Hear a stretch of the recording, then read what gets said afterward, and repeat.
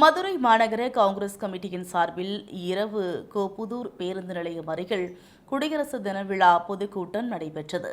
கூட்டத்தில் காந்தி, நேரு, அம்பேத்கர் கண்ட குடியரசு என்ற தலைப்பில் நடைபெற்ற இந்த மாபெரும் கூட்டத்திற்கு பெரும் திரளாக தொண்டர்கள் காங்கிரஸ் கொடியுடன் வந்தனர்.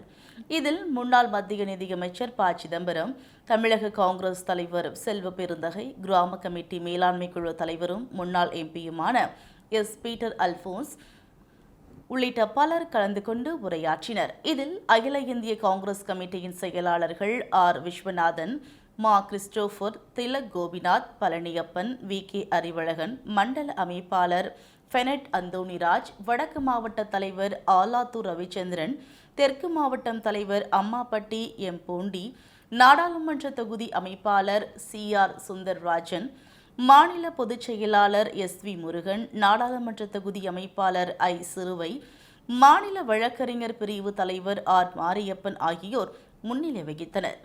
விழாவில் பேசிய முன்னாள் நிதியமைச்சர் ப. சிதம்பரம், பாஜக அரசு பொறுப்பேற்ற பிறகு இந்தியா வளர்ச்சிப் பாதையில் செல்வதாக மோடி கூறுவது ஏற்கத்தக்கதல்ல.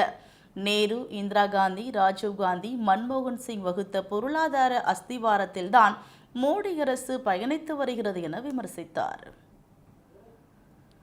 இதனைத் தொடர்ந்து பேசிய செல்வ பெருந்தகை, குடியரசு பற்றியும் சுதந்திரத்தை பற்றியும் தெரியாதவர்கள்தான் இன்றைக்கு ஆட்சி செய்கிறார்கள் எனவும் குற்றம் சாட்டினார்.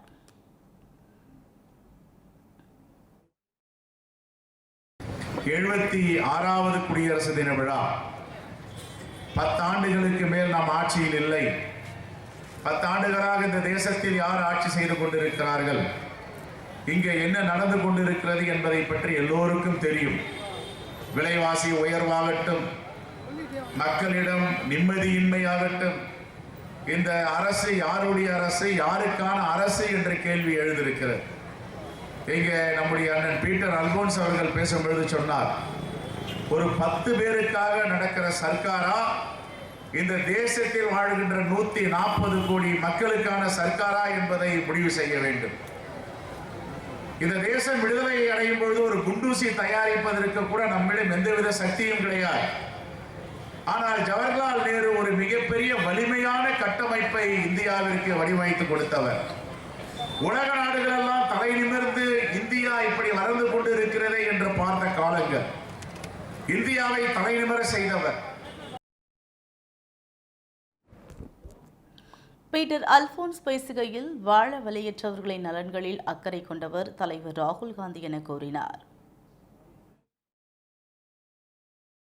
தலைவர்களை எல்லாம் நீங்கள் பாருங்கள், பல்வேறு நாடுகளிலே தலைவர்கள் இருக்கிறார்கள்.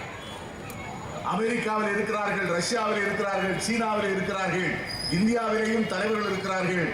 ஆனால் இந்த நாட்டிலே வழியற்றவர்கள் மீது, வாழ தெரியாதவர்கள் மீது, புறக்கணிக்கப்பட்டவர்கள் மீது, ஒதுக்கப்பட்டவர்கள் மீது, அடித்து நொறுக்கப்பட்டவர்கள் மீது, இவர்கள் மீது கரிசனம் கொண்டிருக்கிற ஒரே தலைவன் இந்த ராகுல் காந்தி என்பதை மட்டும்தான் நாம் சொல்லுவோம். அந்த தலைவனுக்குத்தான் ஏழைகள் மீது கரிசனம் இருக்கிறது.